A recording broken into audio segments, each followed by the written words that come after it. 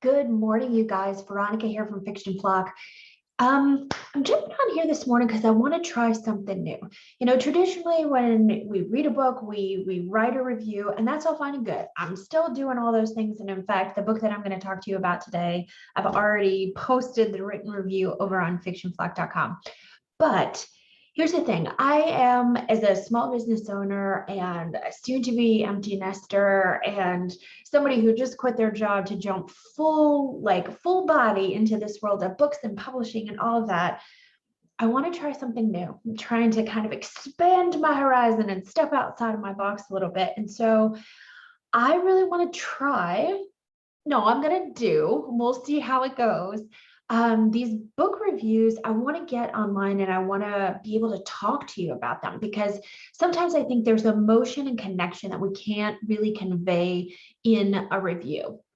Plus, I think also a review, a lot of times, even though reviews are written for other readers, a lot of times, especially because I'm reading a lot of ARC books from NetGalley and from different authors, I want to be able to write something that they can potentially use in their copy as they're promoting their book. But I want to come on here and have like a real conversation about the books that I'm reading. And I'd love to hear your opinions if you have, obviously, if you've read this book and your thoughts about it. But also, like, do you do these kinds of reviews? Do you do them in video? I would love to watch and see how other people are doing them. Or if this is just something that you like, drop me a comment and let me know so that I'll keep doing them. Okay. All right. So the book we're going to talk about this morning, and I'm going to pull it up in front of me just so I have all of my info. The book is called Hidden Treasures, and it's written by Michelle Adams. I'll tell you up front, I gave this book 4 stars, and there were a couple of reasons I didn't, and I'll get into that in a minute, but I wanted to just, this book, have you ever read something that, the story really moved you? It was really interesting. It kind of stuck in your brain, but there were parts of it that just kind of made you a little squirmy. Do you know what I'm talking about? I think I read a book when I was finishing up my MFA called The Fledgling by Octavia Butler. And it had a piece like this where you have a character who is super young, who is entering, or perceived to be very young, who's entering into a relationship that certainly in modern times we would consider very inappropriate. And so let me back up and kind of tell you about a little bit about how this book starts. So Hidden Treasure starts out with the main character, Harry, who has, he's had a bit of a tough life. He grew up with foster parents, and his life has been a bit of a struggle, but late in his life, he manages to reconnect with his birth mother. And that relationship, while not super close and, not the kind of storybook relationship that I think a lot of us dream about with our parents, it's a connection that he didn't have before. And when his mother dies, she leaves him this house, this cottage that she lives in. And the woman was a hoarder. She kept everything, tons of things. And so now he is stuck, having to deal with all of the things that she's left behind. But before she passed away, she kind of left a cryptic message about this thing, this very important, very valuable thing being hidden in this house. And Harry teams up with his ex-girlfriend, Tabitha, who is dealing with, some really tough things in her own life. And together they start cleaning out this house. And as they are going through this process, you get flashbacks to his mother's life. Her name was Frances, to her parts of her childhood and her teenage life. And that's where things start to get a bit squirmy for me. She's very young, and she enters into a relationship, an adult relationship, with somebody who is significantly older. Now, I think the author does a really good job of not glamorizing that relationship. In fact, when you read through it, I think her intent was to create a certain amount of discomfort. Why? Because these things happen. sadly, and especially like we talk about it a lot more in modern times, but these kinds of things happened all the time. And what I loved is she created a character that, even though was doing something that by today's standards, like Frances, like we would have just been, yeah, I think we would have perceived her very differently.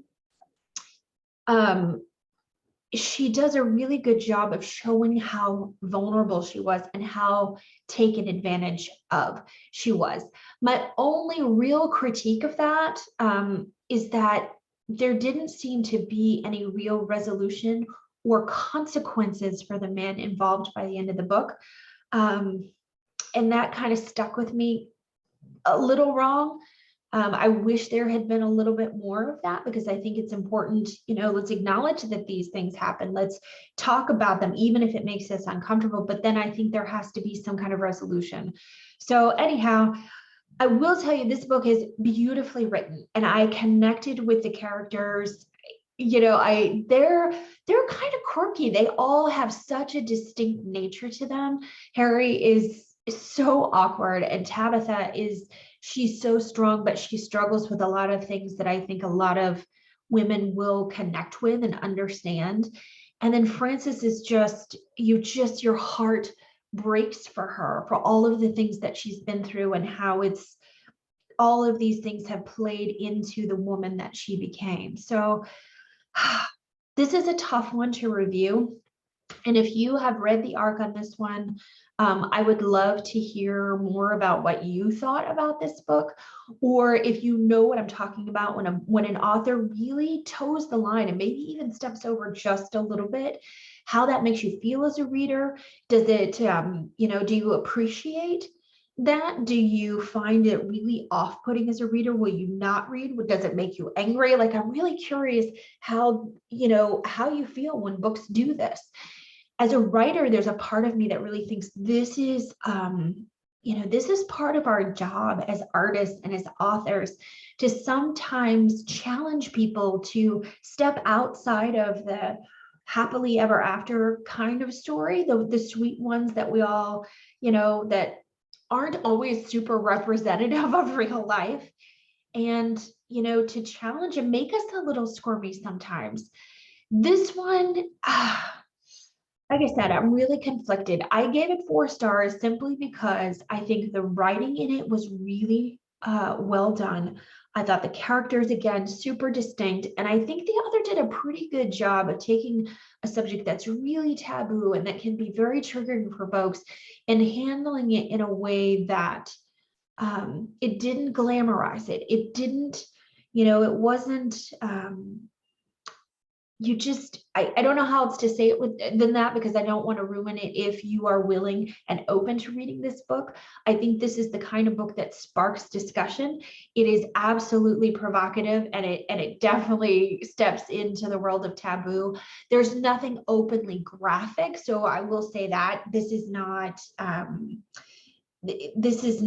like a super heated romance, and it's termed as a romance, but I think there's more to it than that. But anyhow, okay, so this was my first stab at trying to come on here and talk about how a book made me feel. If this kind of resonated with you, if you understand, where I'm coming from with this kind of feeling, gosh, drop me a comment and let me know. All right, I think that's all you're going to get from me today. I'd love to also hear what you're reading. Drop me a comment, let me know, what are you reading, because I'm always looking for something good to read. All right, talk to you guys again soon. Bye.